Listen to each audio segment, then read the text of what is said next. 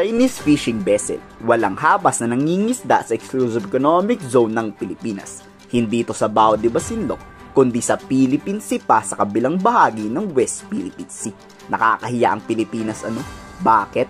Yung gantong klase kasing insidente sa ibang bansa inaaksyonan na agad.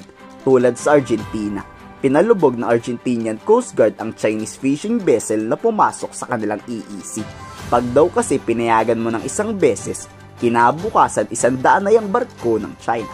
Tulad sa South Korea, pag hindi lumaya sa unang pagbabanta o warning pa lang, aakyatin agad ng barko ng China at ipagkukulong.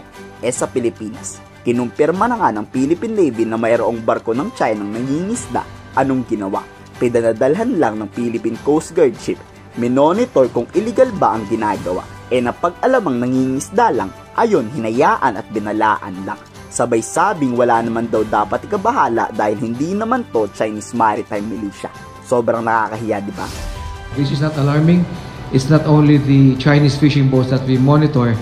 There are other fishing boats from other countries all over our EEZ, including ASEAN countries and the Pacific Island states. Sa harap ng panggigit ng China sa puwersa ng PCG, pinuri pa ni Pangulong Marcos ang pagiging kalmado ng Philippine Coast Guard.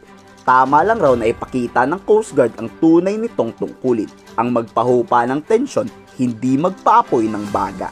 You are the vigilant stewards of peace and order upon our seas, ensuring that the rule of law prevails across our waters.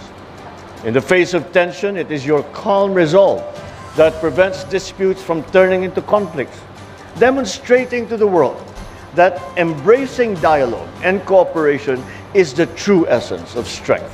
Indeed, your emergence as a key player in our nation's maritime security reflects your commitment to service and exemplifies how to advance while remaining true to your core mission.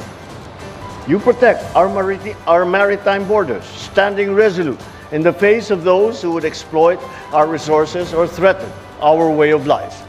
Nagpasalamat rin si Pangulong Marcos sa pagpoprotekta ng PCG sa ating mga isda. Naway di daw magsawa ang PCG sa kanilang tungkuling protektahan ng ating mga kababayan.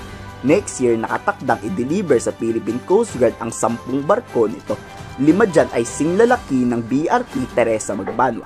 Nangako naman si Pangulong Marcos ng suportang dagdag pang-asset sa susunod pang mga taon. This administration reaffirms its support to efforts that will improve your fleet and our air assets as well, to maritime domain awareness, weapons capability, and necessary infrastructure development. This will boost your capacity to respond to any operations. Be assured, you're never alone in carrying the weight of this mission. Kulang sa pagiging agresibo ang PCG. Sa tingin niyo, panahon na ba para iutos ni PBBM na pagbabarilin niyo yan pag iligal ng mga isda? Ano sa palagay niyo? I-komento sa baba yung salo.